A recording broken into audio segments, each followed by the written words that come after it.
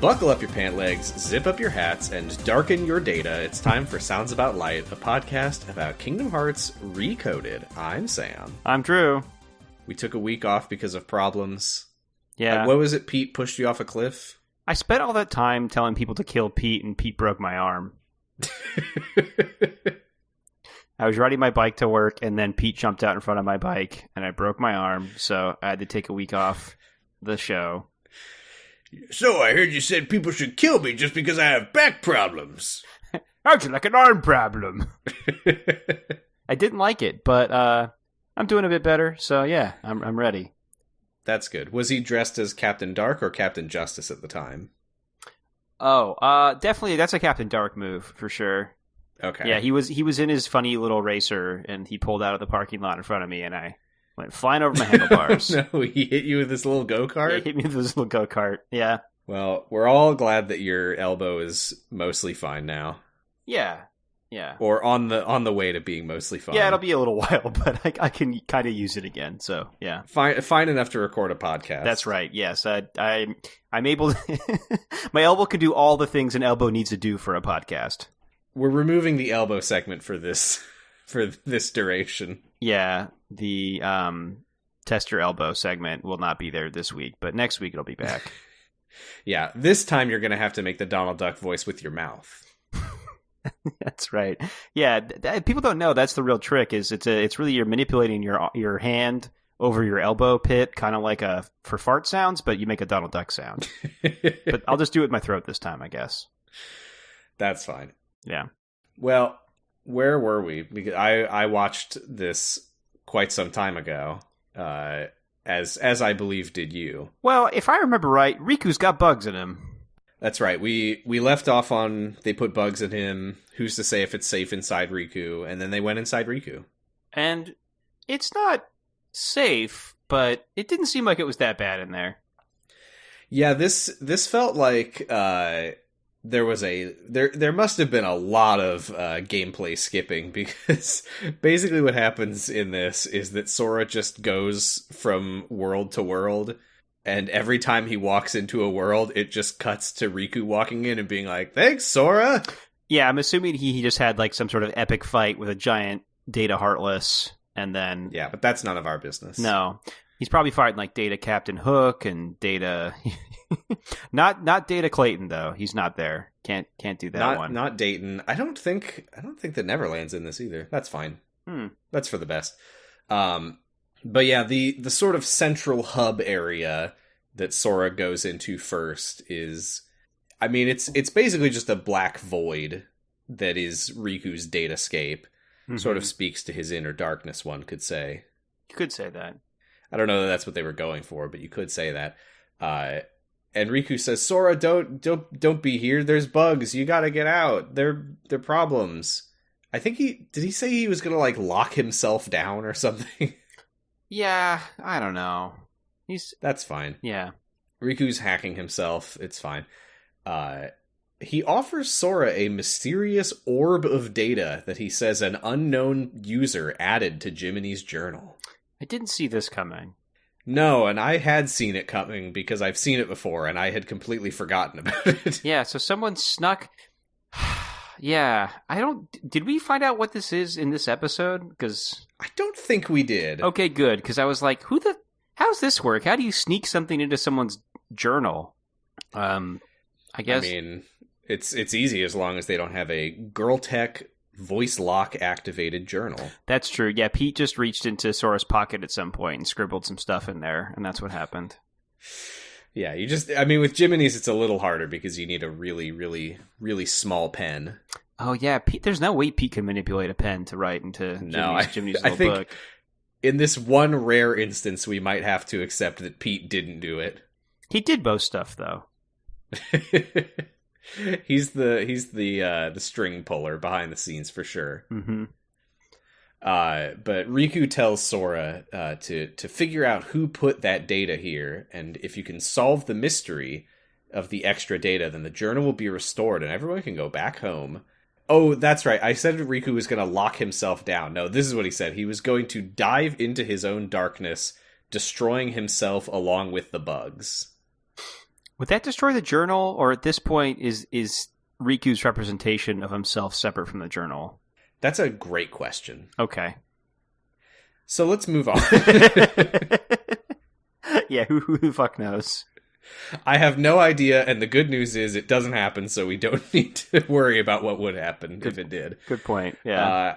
I like this part here where Riku is like, "All right, Sora, you have just enough time to escape." And Sora's like, "Oh, I have time? Perfect. That means that I have time to save you." And Riku's like, "That's not what I said, Sora."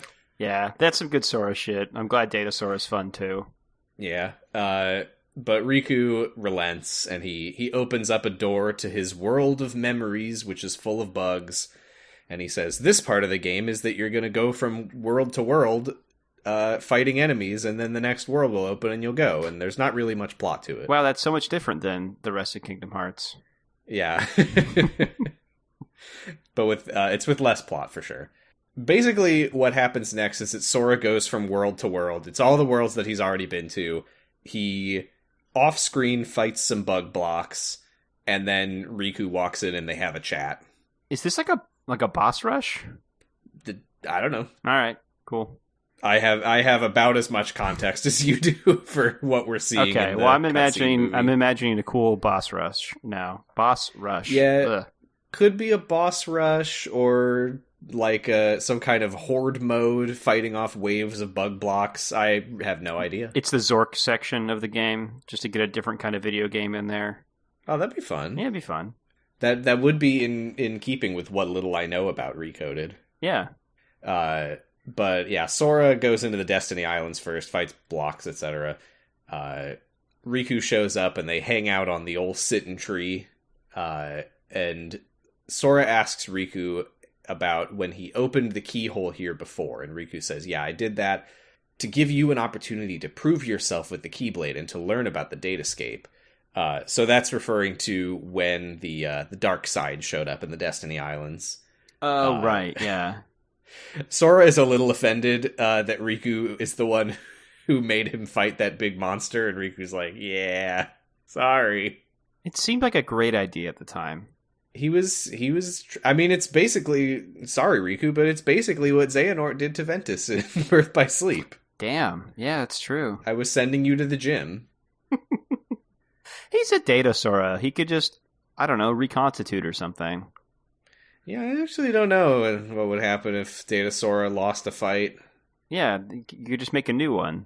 Yeah, maybe. Because the like, game over screen in a normal Kingdom Hearts game has Sora, like, he's like floating in the darkness and his heart comes out or whatever. I actually don't know what the death screen is for Data Sora. Just Chippendale diligently programming in a new one. That would be kind of cool. That's probably too cool for what this game is doing. Downloading his memories from the cloud. Start hitting a restore point. Just load state. Mm-hmm. What is Riku said here? Oh, Riku explains how he pulled everyone into the data world. Yeah. Does it make sense? Not really. No. Yeah. He says that, this is what we know about Heartless in the real world, is that they're in the realm of darkness, like, digging away at the barrier into the realm of light. And it sounds like the Data Heartless are basically doing the same thing. They're attacking the walls between worlds in the datascape, and they were starting to attack the wall into the real world. And he said, oh, there's a vulnerability in the wall, the barrier between the datascape and reality, and he pulled the people in the library through it? Yeah, he took advantage of it and just yoinked them right in, I guess. I feel like that... I don't know why they included that. I feel like it made enough sense to be like, Riku, like, hacked their digitizer gun and just activated it. Right. Yeah, I didn't... It's fine. This is what Recoded does to you. I'm enjoying this game more than I was in the first episode, but it's still, I don't know, this is not that good. It doesn't make a lot of sense. You kind of just have to accept that it is what it is. Yeah. They go back to the hub and then head to Traverse Town. He fights the bugs. Riku shows up. I think I'm going to stop mentioning that he fights the bugs because that's just going to keep happening. Riku... That's what I mean, though, about, like, this having a weird, like, pace to it, is that this section is largely... I mean, at first, more stuff will happen later.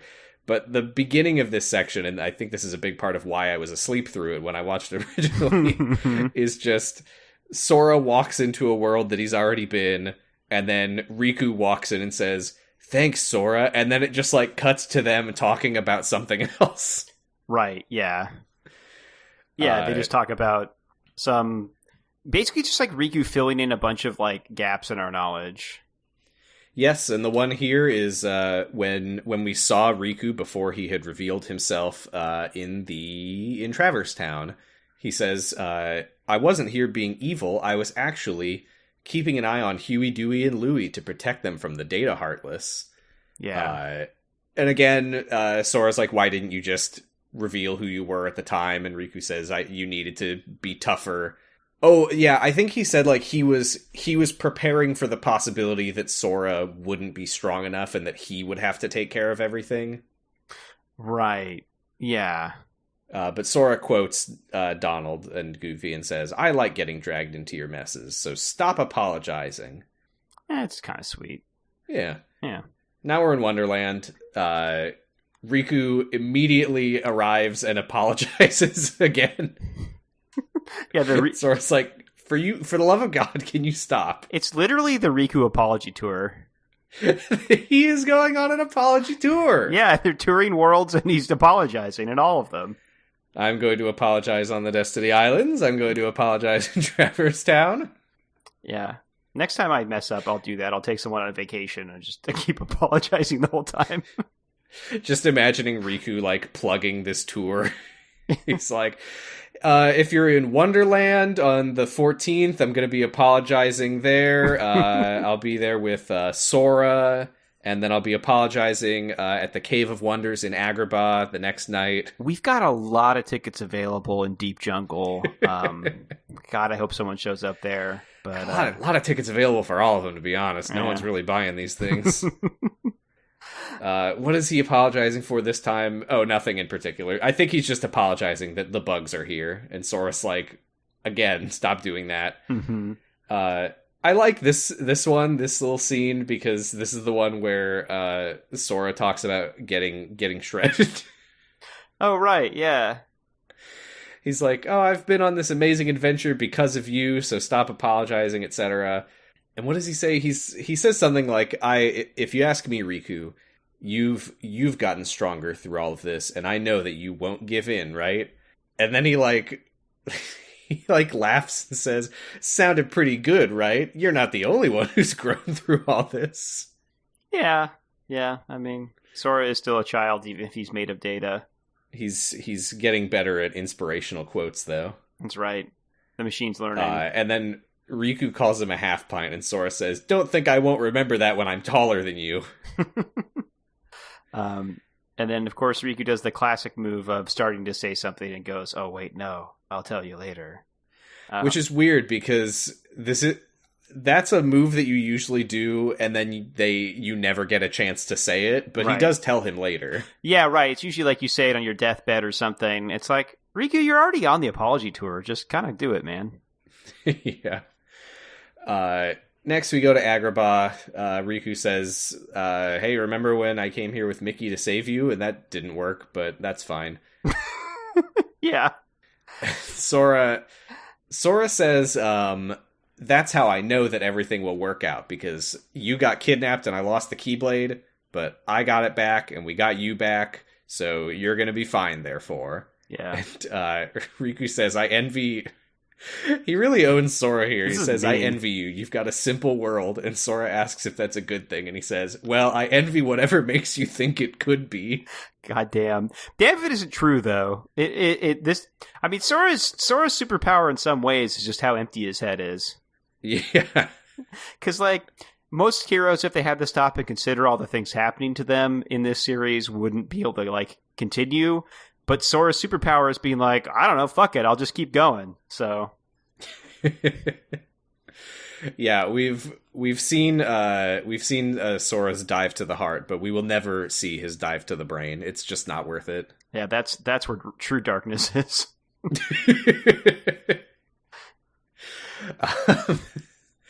So that's pretty much it for that part. So they go back to the hub, and Riku says, "The next door is the door to my innermost data, the source of all sources," which feels a little grand for what he's actually saying here. Yeah. He says it's the origin of all the bugs, which fine. I guess if he's the journal and the journal is corrupted and the bugs are the journal, then I guess that. Sure. I thought he wasn't the origin. It's so weird, but okay, sure. Yeah, that's fine. So Sora then says, "Hey, Riku, thanks for everything. The journey's made me stronger, etc. And you were there for me from the very start when I woke up and got the Keyblade." And referring to when he saw Black Coat guy in the dive to the heart. Mm-hmm. And Riku says, "What? I first saw you on the island. I didn't see you get your Keyblade." Oh yeah, this was neat. I was like, "Oh shit. Okay, cool. There's someone else in here." Oh, someone that maybe you would put some mysterious data in journal. Some dark data, perhaps. Some dark data. So yeah, we do not find out this time who actually saw Sora in the dive to the heart. Riku tells Sora to not hold back no matter what he finds in there, which is because it's D-mode Riku that he will find in there. Oh, yeah. But he says it's the bugs taking his form, I guess. Fine. Yeah, alright. They're strong and fast, but Sora wins. Yahoo! Woo!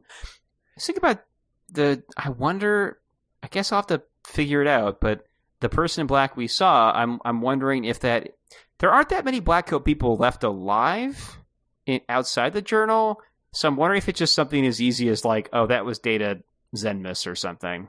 Yeah, I mean, well, I was going to say that Riku wears a black coat in the journal, and he never did, but I guess he did wear a black coat. Yeah. He wore a black coat when he was Ansem. Yep.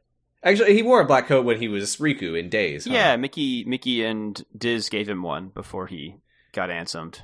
Maybe it's Mickey, but he's tall. Yeah, it's probably someone else. Maybe it's a tall, no-ears Mickey. Yeah. Hopefully it's Zigbar. I like Zigbar. We're always happy to see Zigbar. Yeah. We get one of those data recovery screens. We're at 90%. Conditions for awakening met, it says. And we will kind of learn what that means, sort of, very soon. This shit really made me... I glazed over a little bit at some of this stuff. Anyway, it'll be a minute, but yeah. Riku congratulates Sora and says, I really envy you having all these friends who trust you. And Sora says, I trust you, and my friends are your friends too. And then Mickey, Donald, and Goofy, who apparently have just been, like, listening to all of this the entire time, are just like, yeah, that's right! Just fully eavesdropping on these two friends talking in the datascape. Yeah, little weird. Just on the off chance that they were shouted out at some point. I mean, I don't know what else they're gonna do. Yeah, I don't know. They're just hanging out in front of the Hollow Bastion keyhole. I guess I don't know what else there is to do there. Yeah, right. Just go grind. Yeah, they should be grinding. There's a lot of rare components you can get here. Oh, good. Fight the invisible soldier heartless that are the worst to deal with.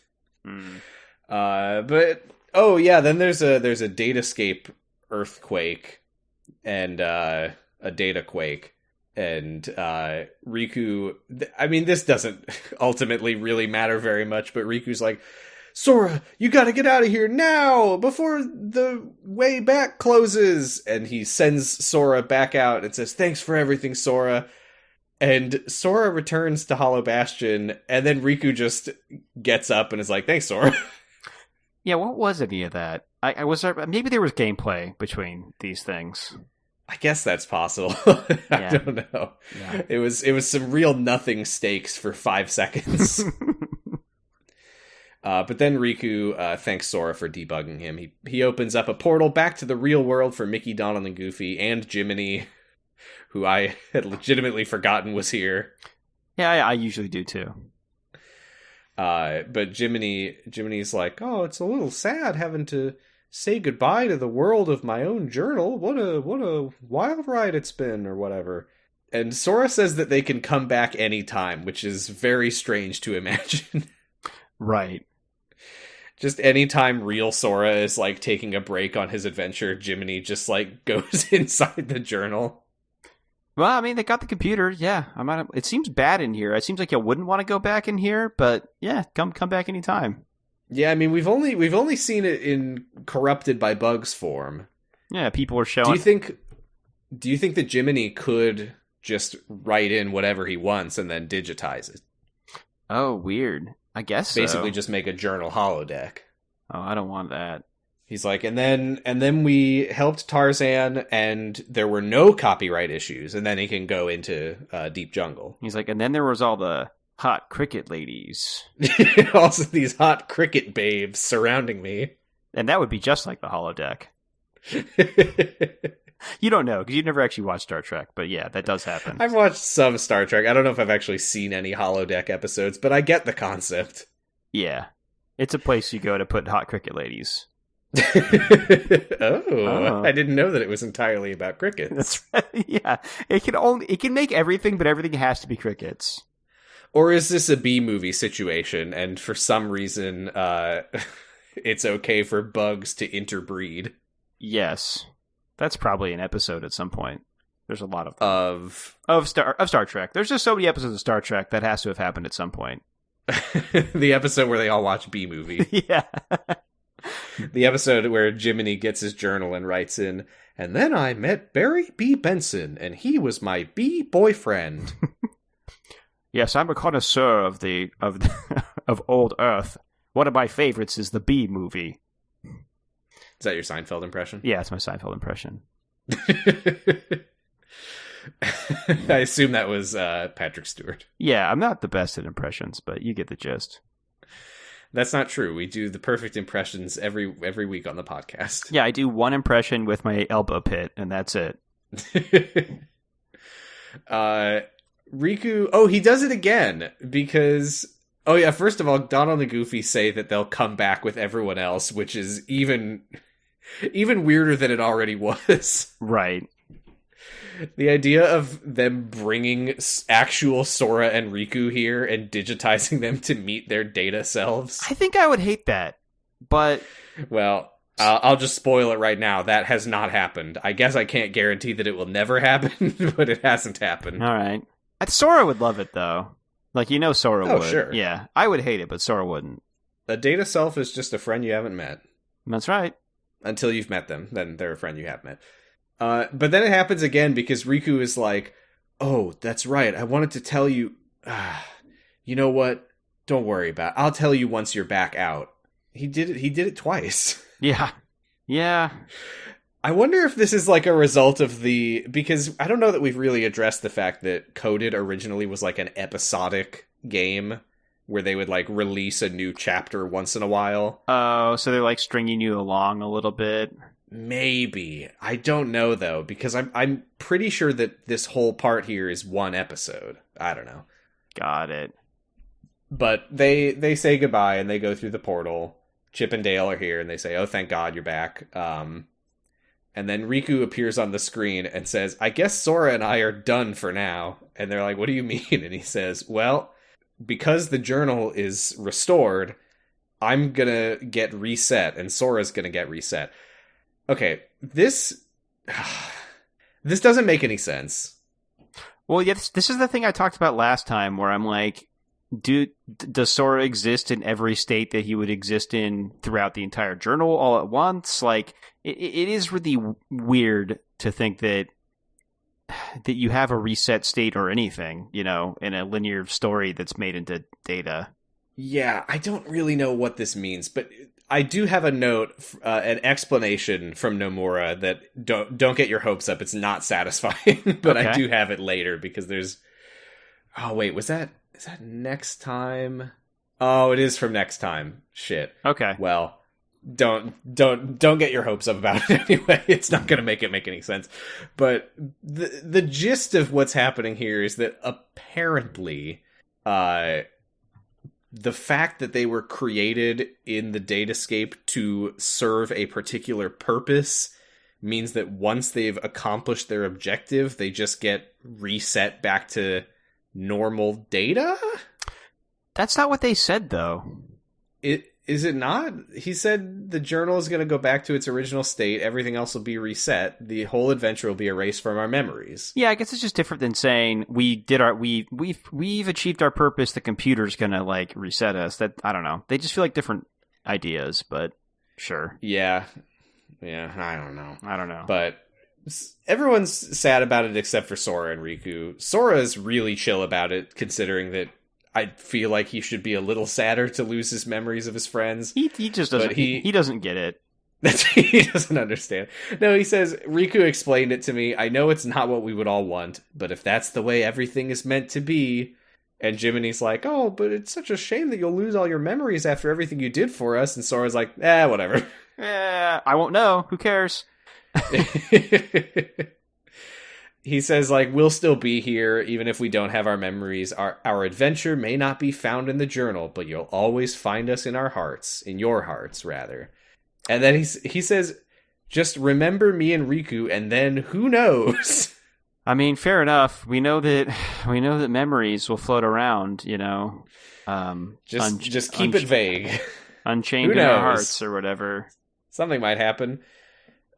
Sora says, give the us out there our best, which is a funny line. Yeah. Data Sora says hi. What? Oh, okay. Hi, Data Sora.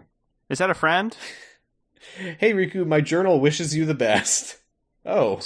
My journal that is you wishes you the best. My journal that's wearing you like a skin suit. Well, not anymore. It was, but it was, yeah. Anyway. We then get a wild screen because there's like a scary red light blinking on the computer, and it says, data recovery, 100%, data assembly complete, glitch found in darkness, awakening dark glitch, delete datascape, yes, no, YES. Yeah, wow. Yeah, this is really something. It's really scary and cool, right? I kind of like it, but this is It's a dark glitch. I mean, it's taken me a long time to get my head around what is even happening here, and we'll get into it very shortly, but this glitch found in darkness, awakening dark glitch, I have no idea what that means. Like, why would that be, like, programmed into the journal? Well, I assume it's like they put the data together and now the virus is activated. I guess. Yeah. And the datascape gets another data quake, and Riku says, this one's really bad, like even bad than usual. I gotta lock down the datascape permanently to make sure this thing never gets loose. Oh, and then we get one of the best lines of all time, because Jiminy says, both Maleficent and Pete are still inside the datascape too. We can't let them be deleted, can we? Even if I've never been their biggest fan, they're not made of data. That's true, Mickey. Data can die all at once.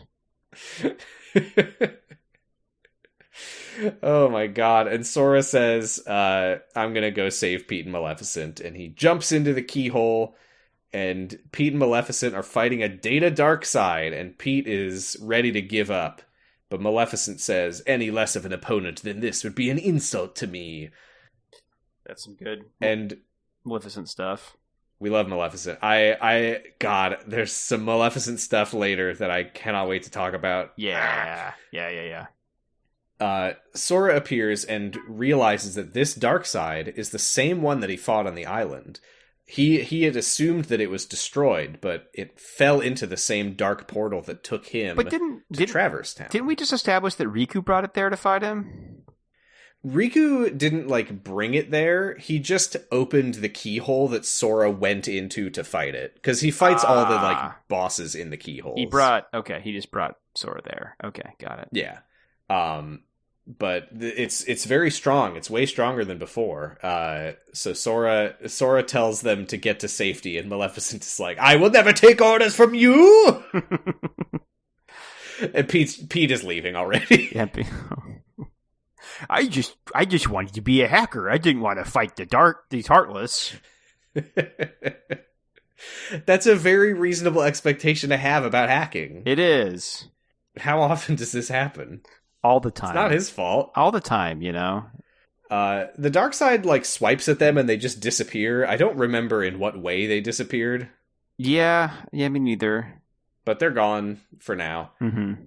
And then the dark side says in text only, we don't get a Vanitas Haley Joel Osment twisted voice here. Right. It says rage, hatred, and now glitches to feed my darkness. It's so twisted. And Riku, who's still outside, has a realization. He says, he works it out. He says, Jiminy would have written about the time that you became a Heartless, which means if there's a Sora avatar in the world of Data, there would also be a representation of the Heartless that Sora was. Sure. And he says the record of that Heartless vanished along with everything else in the journal. I don't really know it. Oh, I'm okay. I get he's talking about when the contents of the journal were erased. Chain of Memories. Fine. He says even after Sora and oh my god, that's right. Even after Sora and his friends got their memories back, the journal stayed blank, which up to this point we had assumed was just, well, it was erased. There's no reason for it to come back. Mm-hmm. But no. Sora says, so wait, Riku, are you saying that this Heartless inside the journal is the reason that the pages were never restored? And Riku replies, it makes sense. It really doesn't. Because there's all sorts of Heartless in this journal. Why would this be the one that would stop? Anyway, whatever. It makes sense. He told us it does. Yeah, I don't know why it makes sense. He wouldn't be allowed to say it if it wasn't true. That's true. That's right. That would make this a game rated M, and so they couldn't sell it. And I'm just imagining that Nomura in his office, he had like a glass case with a little note inside that says it makes sense, and he's like, if I ever am I completely backed into a corner, this is the nuclear option. I can break the glass and have one of the characters announce that something makes sense. I can only do it once. Is this the only time he does this? I can't think of any other time that a character insists that what's happening makes sense. Okay. Anyway, so it's Sora's Data Heartless. Great.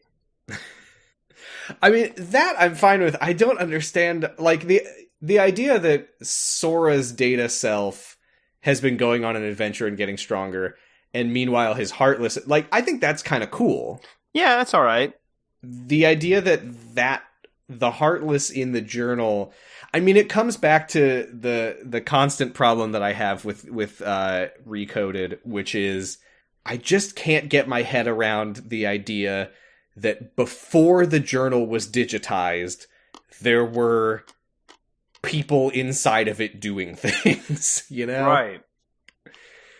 Do I just need to accept that this is one of those classic examples of something having a heart that you wouldn't think has a heart? I think that is it, but we do just have the problem of these memories shouldn't be able to do anything that didn't happen to them in real life. Right. Like, wouldn't, like, any time someone has a journal, if they write about something bad happening, would it be like, oh, be careful not to write about bad things happening in your journal. The mystical representations of those bad things will take over and start erasing stuff and writing poetry in the back. Well, that's what's really crazy about this too, is like usually I can like find a line for like what the metaphor is. I don't even know if there is one this time. Like, it's just, yeah, I don't know. Yeah, I would say that it doesn't make sense, but Riku told me that it does. And isn't a heartless your heart away from your body, right? Yes. And so the heartless should have been reabsorbed into Data Sora at some point. Yeah, but again, the Data Sora is like Sora at the beginning of his journey, so it's like Yeah, okay, but then the heartless Sora wouldn't exist yet. I guess is this implying that some part of Sora's heart didn't reabsorb into him, and in the real world, part of his heart's out there doing stuff? I mean, that's a messy question considering stuff about like Ventus and Roxas. Yeah, I don't think so. Okay. Then yeah, I don't get it, but that's fine. It's dark data, it's eating glitches, it's getting swole on glitches and darkness, and I don't think that we need to get as silly as dark data. Oh no, wait, yeah, it says that it's Dark data. Got that written down here in quotes. Huh, I guess it is dark data. What is dark data? I don't know. Well, anyway, Riku Sora says why didn't fixing the data weaken this corrupt, dark, heartless data thing, whatever? And Riku says, well, think of it this way. All right, this'll make sense. In the real world, when you defeat a heartless, it releases a heart. But these aren't real heartless. These are data representations of a heartless. But because they represent a heartless, because they do what a heartless does, they release something when you destroy them, but it's not a heart. So what are they releasing? It must not have been the hearts. You must have been releasing the minds of the data heartless. And your data heartless has been gathering all of those dark intentions. Quote, that's where it gets its power, from dark data. Boo. Boo! That's stupid. That's stupid. This doesn't make sense. Oh, sorry. It makes sense, though. I guess I kind of get what he's saying, which is like, forget the dark data and the dark intentions. The heartless in the data world are basically programmed to act the way that a heartless does. So the way that a heartless works is that when you destroy it, it releases something, and a bigger heartless can absorb that something. That's a true thing that we know.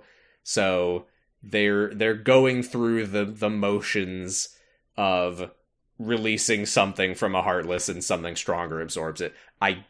I could have accepted that if you hadn't brought dark data into it. Why does it have to be the mind? Why isn't it just like, oh, they release a representation of a heart and then this thing's eating it? It could have just been that. Right, like, you didn't even need to say any of this. Just be like, he literally could have just said, well, think of it this way. In the real world, heartless release something that can be absorbed by a stronger heartless. So that's what's happened here. And you can call it dark data. That's fine. I guess you can call it dark data. I mean, it's dark data in the same way that the data that a fucking MP3 file is made of is music data. I mean, I guess it is. Yeah, it's data about darkness. Data that contains darkness. This part sucks. I'm sorry. I hate this part.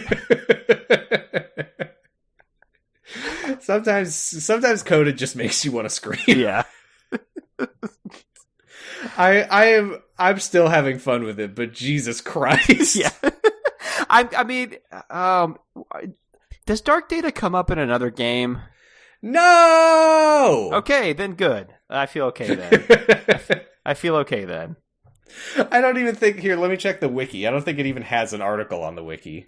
It's a fun search. Nope, there's no article for dark data. I don't even think... Is there even an article for data?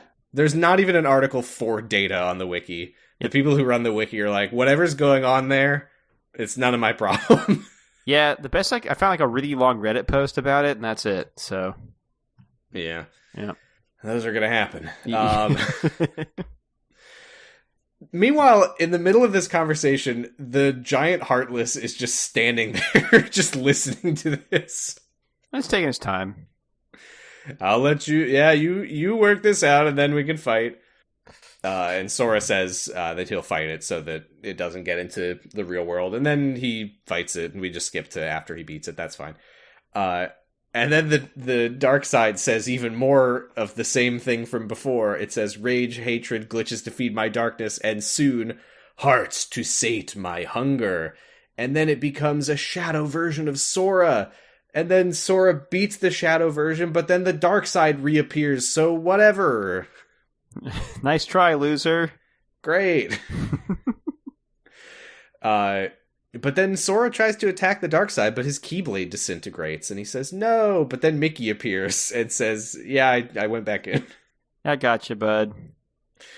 When the darkness starts to close in, you can always find your light inside, by which I mean that I, Mickey Mouse, used Chip and Dale's digitizer laser to re-enter the world of the journal. Whenever I'm feeling sad, Mickey Mouse does appear with his Keyblade. It helps me out. It is fun. I do like it as sort of a callback to the fact that Mickey can show up to save Sora in Kingdom Hearts 2. Yeah, it could be that. Yeah. He loves to do it. He does. And then Sora gets his Keyblade back. They beat it. That's fine. Mm-hmm. Yeah, that is what happens. And they go back to Hollow Bastion. I mean, I'm sure that there's a boss fight there, but right. Not here. Yep. They go back to Hollow Bastion, and Riku is just like awkwardly standing there with Pete and Maleficent, and he says, I found them drifting through a rift in the data. I'd love to see that. We get a great Pete line here where he goes, sayonara to the 1, 2, 3 of you. That's pretty good.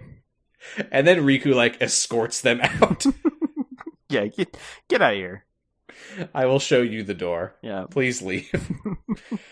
And Mickey says, okay, this is goodbye for real, because now the journal really is going to be restored and you really will lose your memories. And Sora says, what's this lump in my throat?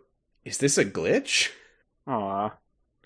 Which is, it's cute and sad, but also a very stupid line. Yeah, I didn't mind this one. He's a data boy, it's fine. Mickey says that's just what goodbye feels like, and this adventure has brought back a lot of really important memories and feelings, and I promise that I'm going to tell the other Sora and Riku about everything that happened here to make this into a journey that all of us will share. The memories of what happened here will always connect us, and we'll be friends forever. And Sora says, that's right, Your Majesty, and Mickey doesn't correct him, which is fucked up, because he always told Riku to call him Mickey. Yeah, well, Scummy Data can call me Your Majesty. Look, let's not forget the difference between the two of us, okay? Riku, it's fine, but you are beneath me. You are barely real. I'm just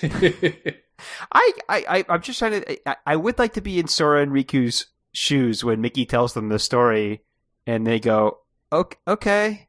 What?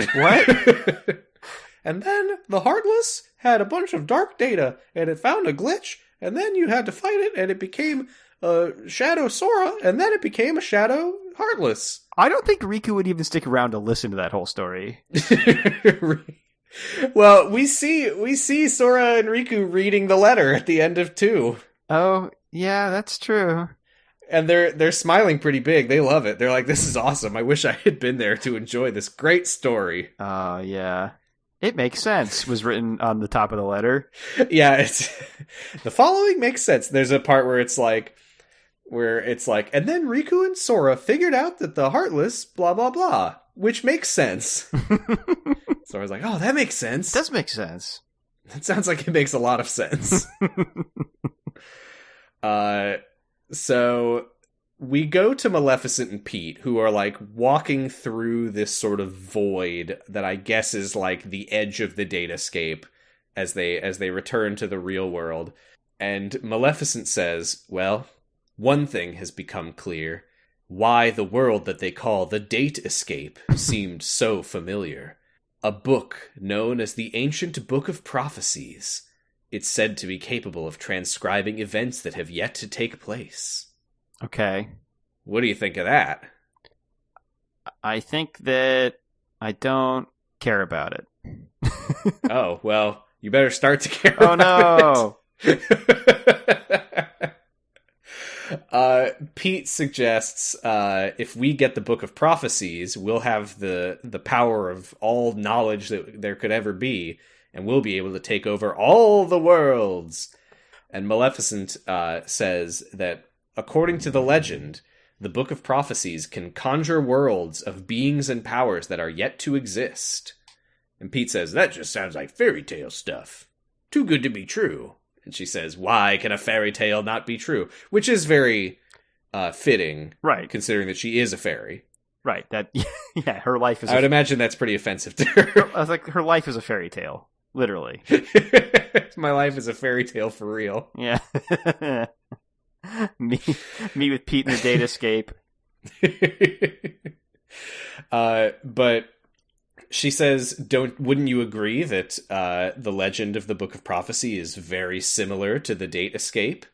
And I don't know if this is intentional, if it's like it on purpose wordplay, but Maleficent is suggesting that this data world in which you can, as far as she seems to understand it, this world that she's in is giving them access to worlds from the past. They're going into worlds and seeing events that have already happened with people who were there at the time in the state that they were in at the time. And the fact that she's calling it the date escape, as in like getting away from the time and date of your own origin, that's really funny if that is what it's supposed to be. Yeah, I mean, that's probably what makes sense to her, because she's a medieval fairy who doesn't know what a computer is. Yeah, they keep saying datascape, and she's like, you have unshackled yourself from time with the datascape. Ah, clever! I should say, it's not that I don't care, I just, like, I don't really get why she jumps to a computer being the same as this Book of Prophecies. I mean, she makes the parallel, but it's like, it's literally the reverse, and with a lot more limitations, it would seem like. I guess if her idea is that the Book of Prophecies has a record of everything that will ever happen, that would mean you could use it to go to the past. So it's like one half of that. Okay, sure. Yeah, I can understand her logic if she... I mean, why does she think any of this in the first place? That we don't know. Well, because she said it's capable of transcribing events that yet to take place, and this has done none of that. So, I don't know. Whatever. Yeah, but I mean, if I wrote down 1 week ago what happened yesterday, I was still writing about an event yet to transpire. Just then it did. Yeah, I guess it's still in there. It's Maleficent. Basically, it's the idea of the Book of Prophecies is just a fucking like simulation. Does it take the past events and simulate forward, and that's all it is? Oh, you mean like when they use like a supercomputer to simulate like planets in orbit and stuff like that? Right, when like people before like a football season like have Madden simulate the season like 5 times, and then they're like, that's how it's going to go. I think it's like that. That's what she thinks. She thinks that the Book of Prophecies is just, my uncle works at Square Enix and he's got all the Kingdom Hearts games that they haven't released yet. That's right. That's what she thinks it is. The Book of Prophecies is the Kingdom Hearts 4 Prima official strategy guide. I mean, basically, yeah. That makes sense to me. Uh-huh. Yeah, the Book of Prophecies, this, you will not be surprised to learn, this is not the last we'll hear of it. So yeah, just keep the question in mind of, where did she hear about this? Is it real? What can it do? Those are all good questions to keep in mind as we go forward. Okay.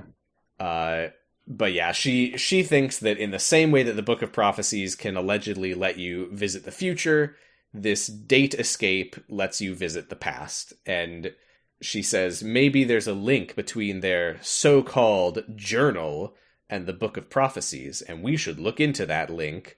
And then she says we need to take possession of this data. I don't like that she knows that it's data, because then it doesn't make sense that she thinks it's datascape, but okay.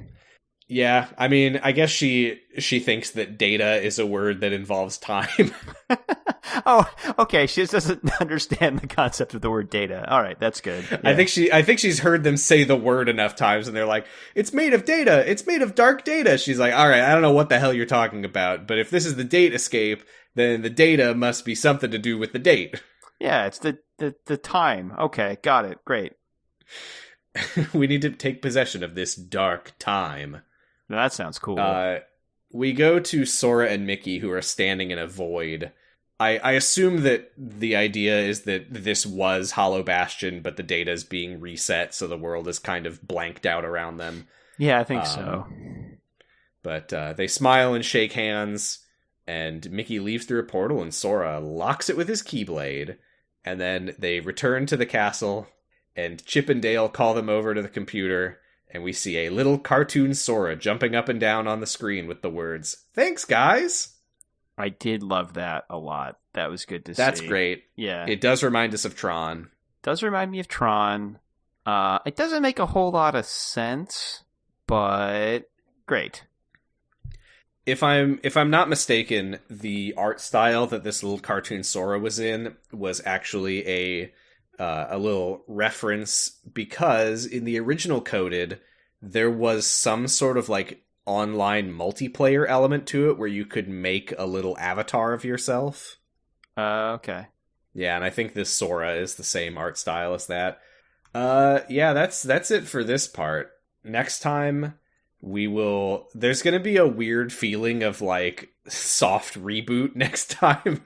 Okay. Because I think that our final viewing will be, I think that this was like the original ending, and then they released like a surprise final episode, and that's what we'll be talking about next time. Oh, okay. Got it.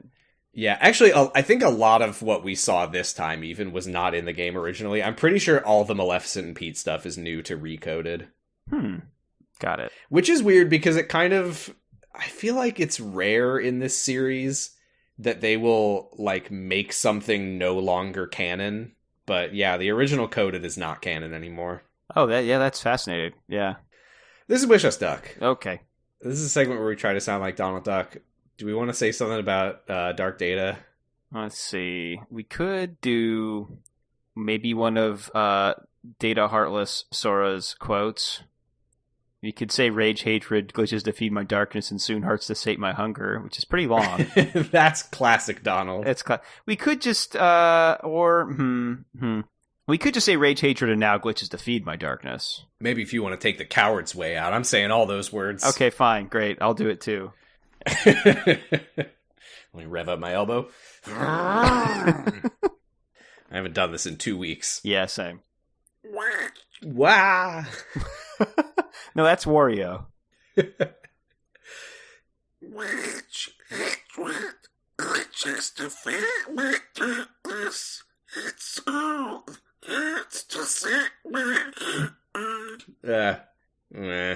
right.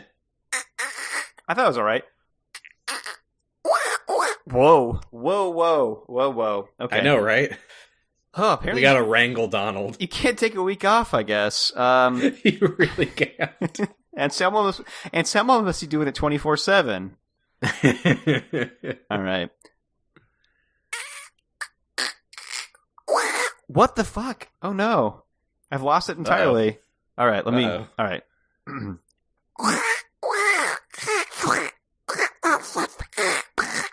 Oh no. All right, this is my last try. I believe in you.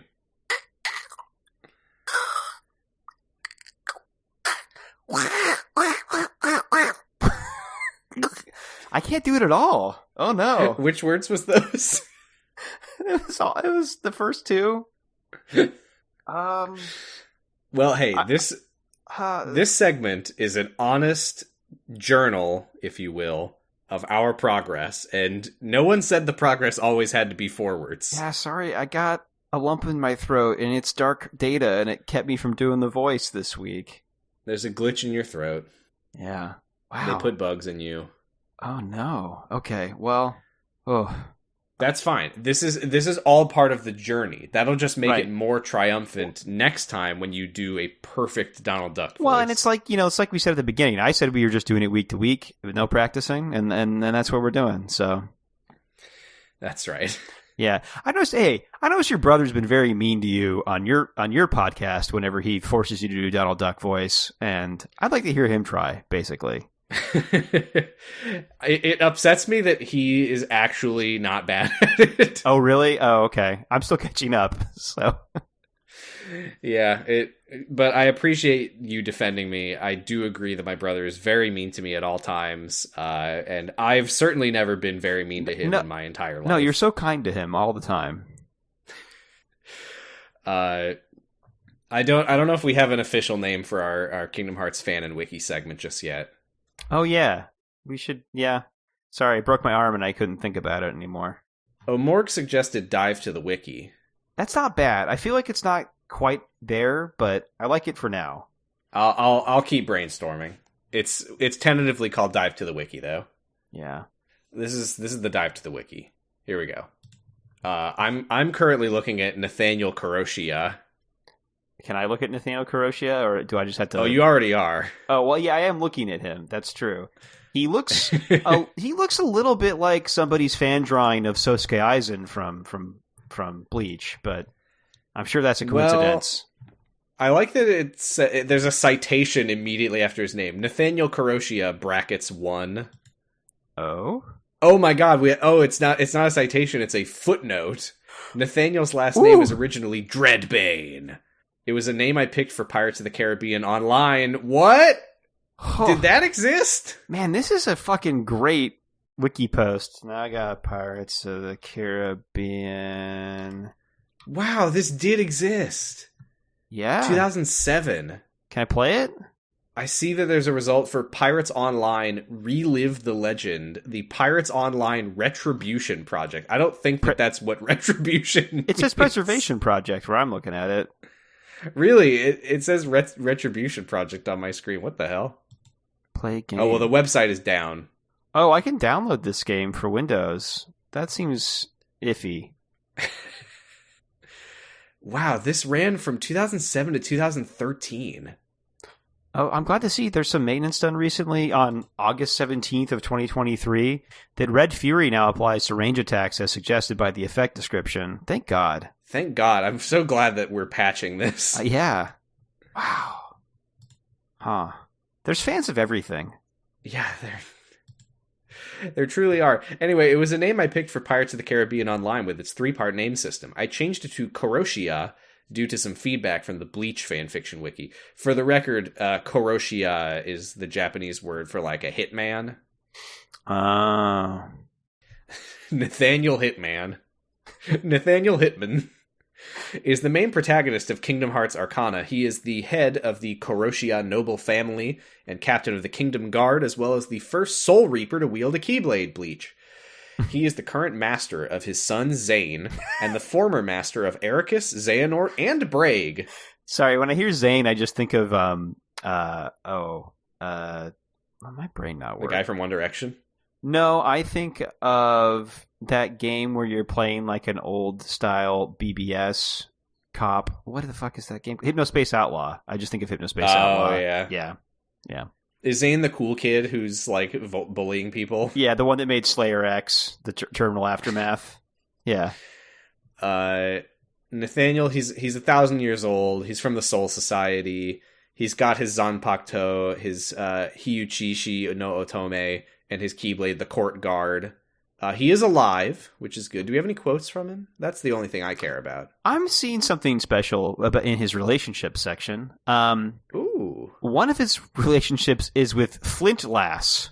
Unlike those of other Soul Reapers, Nathaniel has a romantic relationship with his Zanpakuto. Unlike other Soul Reapers, he kisses his sword. One of the things he has is storge, or familial love, which gradually stemmed from his and Flint Lass's relationship. What is... He links to... Flint Lass is the spirit of his sword. Yeah, and storge, or storgi apparently is the ancient Greek for familial love. Are you looking at Flint Lass? I have not yet. She looks great. She's got red high heel boots. She sure is hiding her hands behind her back a little bit. She's got like a weird little sort of... It's either a skirt over shorts or it's like a half apron. But then she has a belly button hole cut out in her shirt in the shape of a triangle. It's like a boob window for her belly button. Oh, and there's a good photo of Flint Lass without her hat. I like that one. Yeah, she looks great.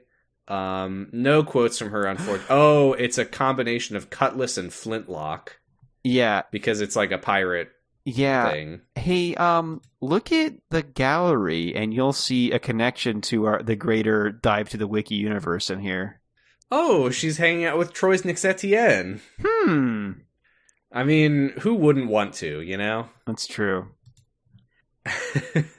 All right, I need to get some quotes from Nathaniel Karoshia. Okay, let's see. What is he? Okay, well, that's a Photoshop where he's just photoshopped over Ericus.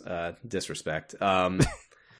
Souls as far as the eye can see, and I can't help but feel lonely. Why do the only ones who can contend with my might in this universe always turn against me? It saddens me so. To Sephiroth. Why? What does that mean? Why the only ones who are strong enough for me to fight them always turn against me? Isn't that good? Yeah, I don't know. I'm merely telling you my concerns. I don't want history to repeat itself. And then if you mouse over you, it links to Jushiro Ukitake on the Bleach fanon wiki. Oh no, sorry, that's the Bleach wiki. Yeah, this is an actual character. Yeah, this is Ukitake. He's one of the captains. I don't remember him. It's been a long time since I watched Bleach. Did you see what I don't see what the problem is. We're just two gods of death having a little chat, and if you mouse over we're, it links to Hades. I like the battle quotes, personally, such as, "Shut!" which is his blocking... Shut! That's his blocking attack. Words just don't like you. Masterly! And farewell! Which is block/retaliate. Ooh, he's got quotes for when he switches between his Zanpakuto and his Keyblade. Mm-hmm. The true will, when he switches to his Keyblade. When he takes out two Keyblades, he goes, Unchained. I like when switching to Zanpakuto, because it's fucking stupid, and it's pride on the blade. Pride on the blade. This is my wife. Hold on, let me give her a kiss. It didn't say, it said it was a familial love, right? No, it says romantic. But then familial... A romantic relationship of familial love. Yeah. What's the problem? Nothing. I like the quote that he says during battle, but we don't get to know when, which is paradise is nowhere. So I guess he probably just, like, at intervals, he just says, paradise is nowhere. Get them, you fools! Paradise is nowhere. Paradise is nowhere. My blade. I love my sword. Nathaniel is known to many as an enigma. His behavior tends to change due to the situation. He was commented as carefree as Shunsui Kyoraku and as noble as Jushiro Ukitake, but others say he can be a real maniac sometimes. He generally acts well-mannered and acts respectfully to his superiors. That said, he rarely talks behind their backs. He had once called Ukitake a pedophile in his early years, but insists it was Sasuke's idea. Why would you do that? Sasuke of Naruto, or is there a Sasuke... Oh, there's a footnote. This was added in for humor, largely on the fact that Jushiro Ukitake often gives Toshiro Hitsugaya candy because of the latter's short height and childlike temper. There's a lot going on here. Ugh. Ooh. I just want to read these footnotes. Okay. Here, so there's a section about his Zanpakuto. For anyone who isn't familiar with Bleach, it's the special sword that the Soul Reapers get. Don't worry about it. His is called the Hyuchishi no Otome, which means Flint's Maiden. Its sealed state takes the form of a katana with a silver guard that curves around the hilt and meets with the pommel, similar to that of a cutlass, along with blood-red hilt wrapping. Halfway from either end of the blade is a 3-inch long gap that has no sharp edge and curves on the inside, and then there's a footnote on that.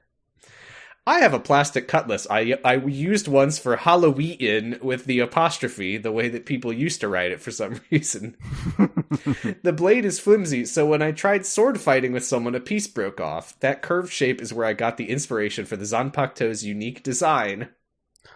It's so unique, it looks like a plastic sword I got.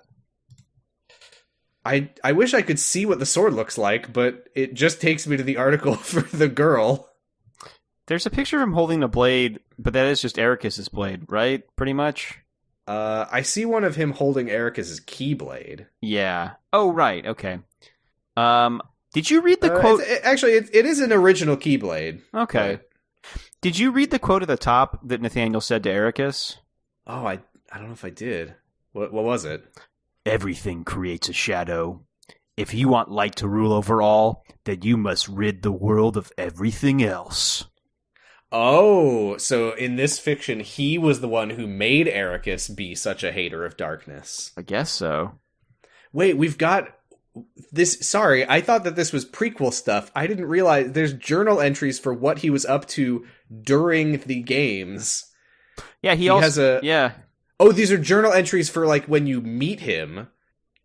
A mysterious man who appeared on the meandering pathway. He told Sora to, quote, not lose sight of the light, but not to ignore the darkness. He disappeared in a gust of wind. The organization's... Oh, this is from his journal entry in Days. The organization's honorary 13th.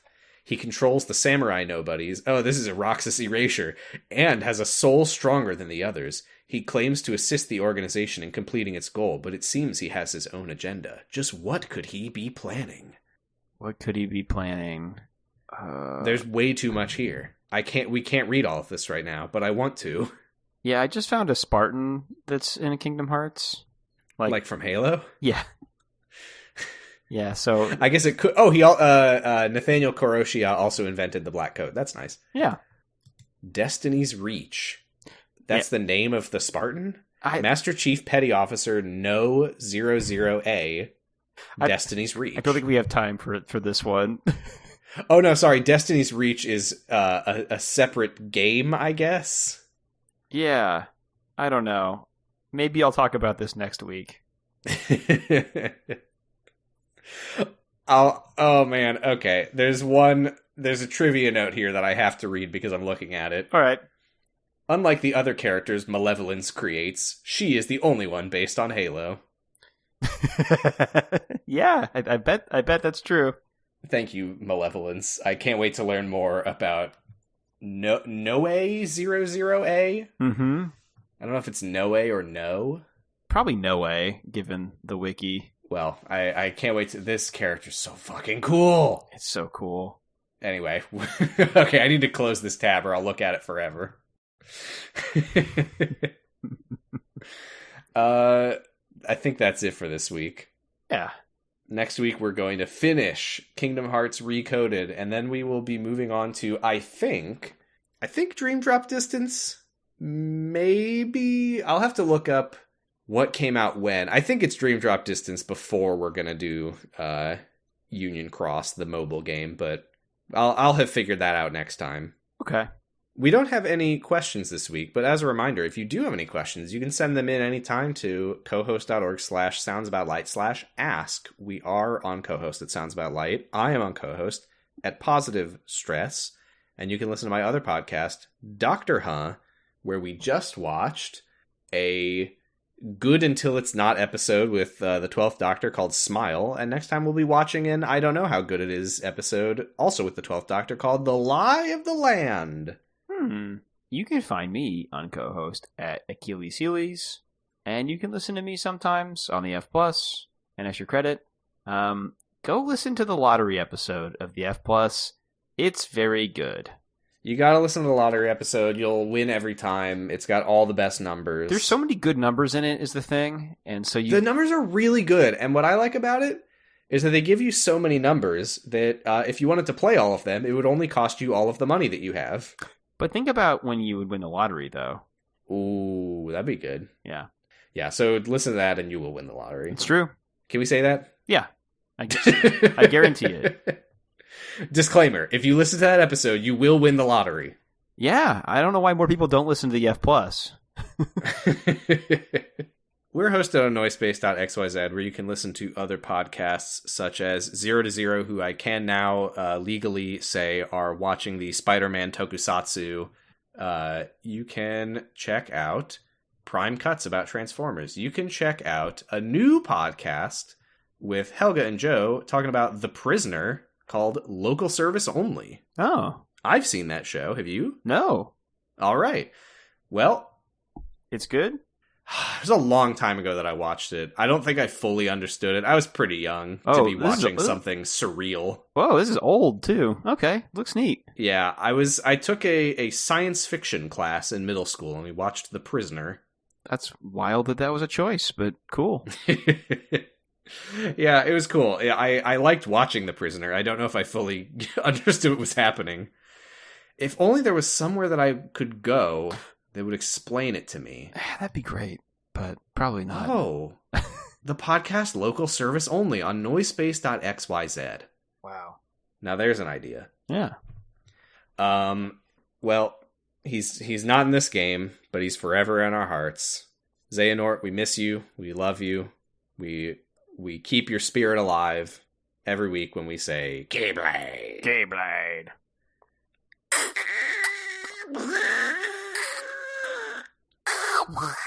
I think my throat's too dry. I don't know. Ducks die when they're not wet. Ducks die when they're not wet. We've been over this. I broke my elbow and I broke my Donald Duck. Oh no! Oh no. Bye. Oh well. Bye. Bye. It's your Heartless, Sora. My Heartless? You once turned into a Heartless. Though you may not remember. It was recorded into the journal along with everything else. Then it vanished. Your memories disappeared too, but you managed to get those back. For some reason, though, the pages of the journal, they stayed blank. And you think my Heartless is responsible for that? It makes sense.